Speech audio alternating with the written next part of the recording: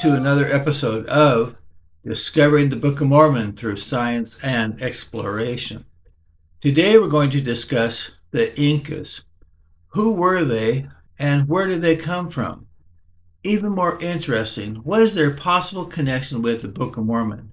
Are they a remnant of the people once known as the Nephites?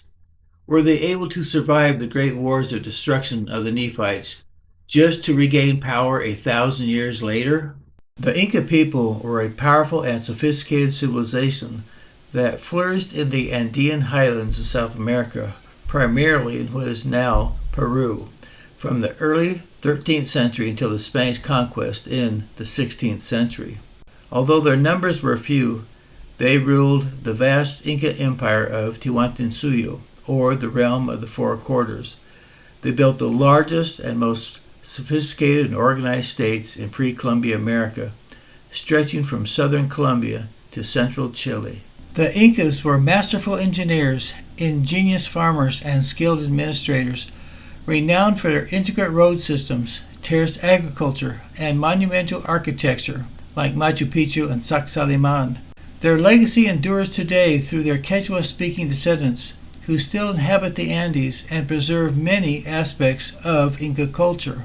They were a small group of tall, fair-skinned people who worshipped Viracocha, the bearded white god of the Andes, who visited them, forgave them of their sins, taught them how to live clean lives, blessed them, healed their sick, and promised to return. The question begs to be asked, where did the Incas come from? And are they a remnant of the ancient Nephite people?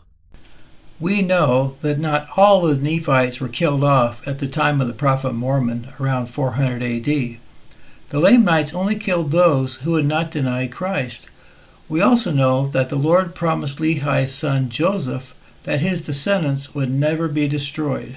It is also likely that many of the Nephites would have fled the terrible bloodshed and wars that were taking place in their time and found refuge in the mountains, jungles, and deserts of South America.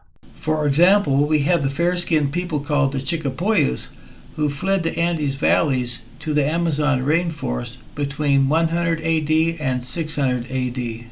The obvious way to know where the Incas came from is to ask their descendants. Any Peruvian schoolchild can tell you their history. The oral traditions hold that before the Incas arrived in Peru, there were indigenous people living in South America. They were a primitive people. Seemingly out of nowhere, one day 4 brothers arrived by sea. They were called the Ayar brothers. The oldest brother was mean and violent and caused problems with the indigenous people. The youngest was kind, strong, and beloved by the indigenous people, who made him their king. The parallels of this origin story of the Incas to the history of Lehi's family arriving in South America are obvious. When Lehi's family arrived, the patriarch Lehi was old and sickly. He had 6 sons, but 2, Jacob and Joseph, were just young boys. The leader of the family was Nephi, probably a man in his 20s, with 3 older brothers. These 4 older brothers would have been the heads of their families, and those who dealt with the native people. The impression on the indigenous people would have been very impactful.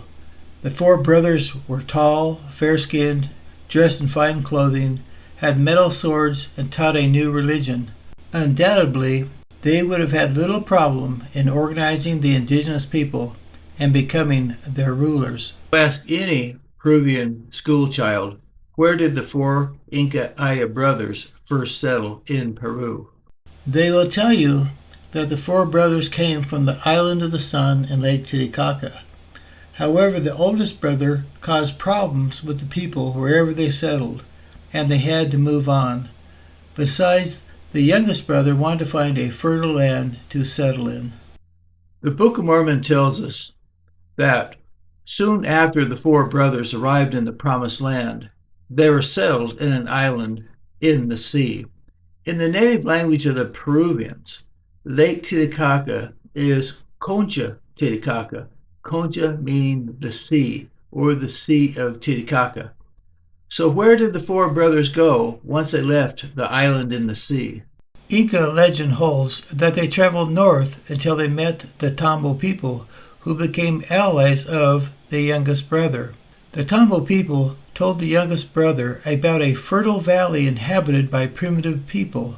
During this short time with the Tambo people, the four brothers and their families were dwelling in a cave in the Pacritambo Mountains. The youngest Inca brother, known as Manco Capac, had one major problem: his violent older brother, who wanted to be the king.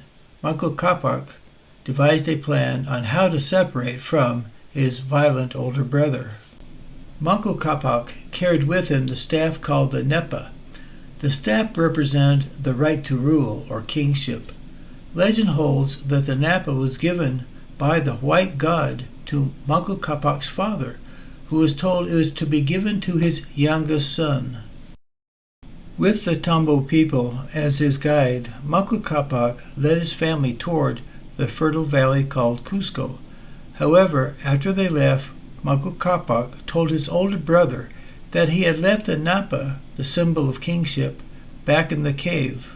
He asked his older violent brother if he would return to the cave and retrieve the symbol of kingship. Of course, the older brother was more than happy. He was jealous of his younger brother being the king, so he ran to the cave to retrieve the symbol of kingship for himself. While he was gone, the younger brother took his brother, the women, and those who would follow him, and separated from his older brother. That separation is considered one of the most important events in all the history of the Incas, and was the cause of many wars between the descendants of the two brothers. Starting to sound familiar? The parallels between the four Inca brothers and Book of Mormon brothers, including Laman and Nephi, are amazing. Nephi had to flee his older brother, who was trying to kill him, because his older brother was jealous of Nephi being the leader of the family. Nephi had to take his brother, sisters, and in Hebrew tradition that would have meant his sisters-in-laws, and fled to a promised land with, quote, all those who would go with me, end quote. That is Nephi. Perhaps these were the Tambos. Nephi settled in what was called the land of Nephi. Once settled, Nephi made 2 sets of gold plates where he recorded his history, including the fact that God had given him the right to rule. The first Inca king, Manco Capac, became the ruler of the fertile Cusco Valley. Inca oral tradition holds that when he arrived on a ridge above the valley, he made 2 gold plates. He wore one on his chest and the other on his back. When he stood in the sunlight, rays of light shone off the plates, indicating to the people living in the valley that God wanted this new man to be their king. When the youngest Inca brother, Manco Capac, settled in Cusco, he taught the native people how to live properly, how to grow crops, how to herd animals. He taught the people a new religion. He built a temple. He taught them how to make weapons and successfully led his people in wars. He was beloved by his people, who made him their king.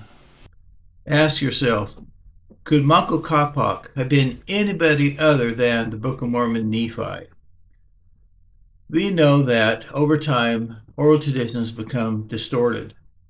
Certainly there are some differences between the account of the 4 Inca brothers and Lehi's 4 sons in the Book of Mormon. But over time, oral traditions change and are modified. Take, for example, George Washington and the apple tree. You might ask, if the youngest brother was Manco Capac, why wasn't his name Nephi? There's a simple explanation for that. The Inca tribe had their own private language, which they did not share with the common people. Their language was called Callaway. It was lost after the conquest. In their private language, certainly their names would have been different than those used by the common people. Perhaps his name was Nephi. In their private language. If Mandu Kapak was the Book of Mormon prophet and King Nephi, when did Manco reign? The early Spanish chronicler Fernando de Montesinos carefully recorded the genealogy of the Inca kings. He recorded that Manco Capac was the first Inca king and that 104 kings followed him up to the time of the Spanish conquest. We can estimate when Manco Capac reigned by analyzing the average length of the reigns of the British monarchs from AD 704 to the present day. The Saxon kings, who ruled for 363 years, reigned for an average of 16.5 years. The English kings and queens, who ruled after the Norman invasion, reigned for 941 years with an average tenure of 22.5 years. The combined average reigns since AD 704 would be 20.8 years. Since the English monarchs included a few women, who tend to live longer than men, we'll round off the average reign of the British monarchs to 20 years. The last Inca king died in 1527 AD. If we then take 20 years times 105 kings, the total would be 2,100 years from the start of Manco Capac's reign. Subtract 2,100 years from 1527 AD. If accurate, this would mean that Manco Capac became the first Inca king around 570 BC, or roughly the time Nephi became the first king of the Nephite nation. Let's turn to recent DNA studies to scientifically trace the origins of the Incas and probably the history of the four Book of Mormon brothers. Remember how the Inca brothers first settled on an island in Lake Titicaca. They later moved to Pacharitambo, where they allied with the Tambo people before finally settling in Cusco. Quoting from a recent scientific journal, quote, Peruvian scientists use DNA to trace origins of Inca emperors. Researchers in Peru believe that they have traced the origins of the Incas, the largest pre-Hispanic civilization in the Americas, through DNA of the modern-day descendants of their emperors. After becoming fascinated by the Inca culture, their organizational skills, and their mastery of engineering, researchers Ricardo Fujita and Jose Sandova of Lima's University of San Martin became interested in the genetic profile of their descendants. It's like the aim of the study, the first of its kind, was to reveal whether there was a unique Inca patriarch. The scientists want to verify two common legends about the origin of the Incas. One attributes them to a couple from around Lake Titicaca in Peru's Puno region. Of course, that would have been Manco Capac, the youngest of the four brothers, and his wife.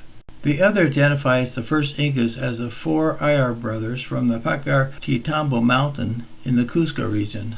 DNA samples were taken from inhabitants of both places. After 3 years of tracking the genetic fingerprint of the descendants, we confirm that the two legends explaining the origin of the Inca civilization could be related, said Fujita. They were compared to the genealogical base of more than 3,000 people to reconstruct the genealogical tree of all individuals, said Fujita. We finally reduced this base to almost 200 people sharing genetic similarities close to the Inca nobility. The study released some preliminary results in April 2018 in the Review of Molecular Genetics and Genomics. The conclusion we came to is that the Tawantinsuyo, Inca Empire, nobility is descended from two lines, one in the region of Lake Titicaca and the other around the mountain of Caritambo in Cusco. That confirms the legend, said Sandova, but it also confirms that the two legends were linked. Probably the first migration came from the Puna region of Lake Titicaca and was established in the Caritambo for a few decades before heading to Cusco, he said.